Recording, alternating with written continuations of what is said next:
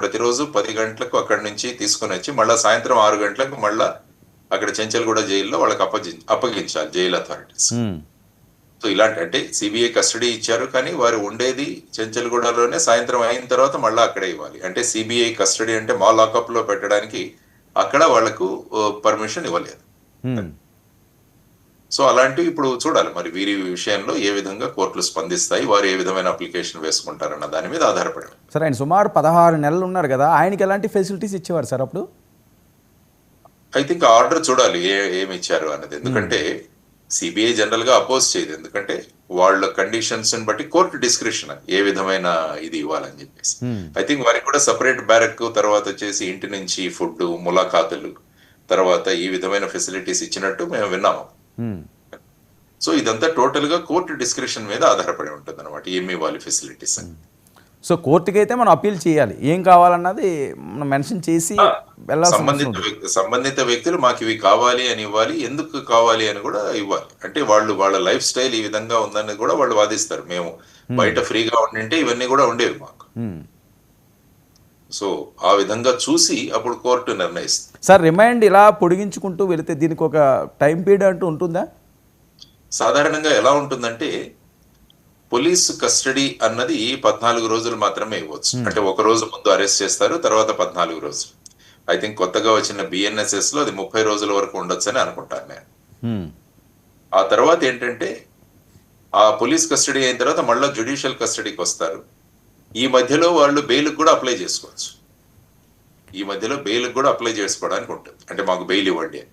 Suppose court bail ఇస్తే ఆ వ్యక్తిని జైలు నుంచి బయటికి తీసేస్తుంది.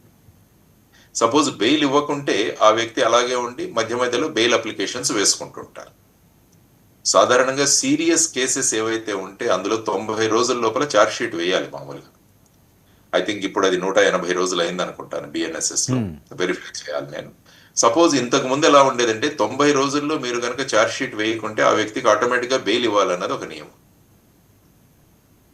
90 రోజులు మీరు మాక్సిమం జ్యుడిషియల్ కస్టడీలో ఉంచవచ్చు. ఆ తర్వాత కనుక మీరు ఛార్జ్ షీట్ వేయకుంటే బెయిల్ ఇవ్వాలి. ఆటోమేటిక్ బెయిల్ అంటారు, డిఫాల్ట్ బెయిల్ అంటారు, ఆటోమేటిక్ గా వచ్చేస్తుంది.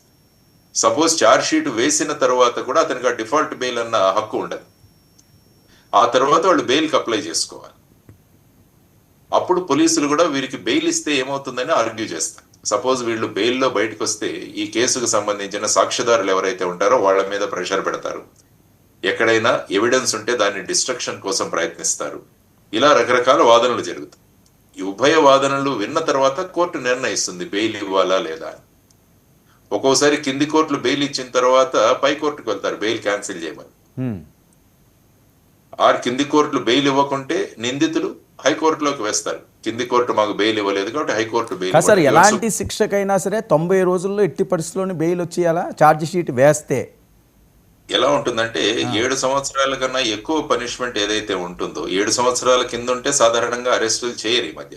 ఓకే, 7 సంవత్సరాల కన్నా ఎక్కువ శిక్ష ఉన్న కేసుల్లోనే అరెస్టులు జరుగుతాయి. కాబట్టి అటువంటి వాటిలో 90 రోజుల లోపల మీరు వేయాలి. ఇప్పుడు మిథున్ రెడ్డికి 7 సంవత్సరాలు పైబడిందే కదండి, జీవిత ఖైదు అని కూడా అంటున్నారు. ఒకవేళ నిరూపిస్తే 409 అన్న సెక్షన్ ఉంది. 409 అన్న section criminal breach of trust by ఈ పబ్లిక్ సర్వెంట్, డైరెక్టర్, ఇట్లాంటిది ఒక సెక్షన్ ఉంది 409 అన్నది. అందులో 10 సంవత్సరాలు ఈవెన్ లైఫ్ ఇంప్రిజన్మెంట్ కూడా వేసే అవకాశం ఉంది అందులో. ఓకే, కాబట్టి అది 7 సంవత్సరాల కన్నా ఎక్కువ కాబట్టి అందులో కోర్టు పర్మిషన్ లేకుండా అరెస్ట్ చేసే అధికారం ఉంటుంది.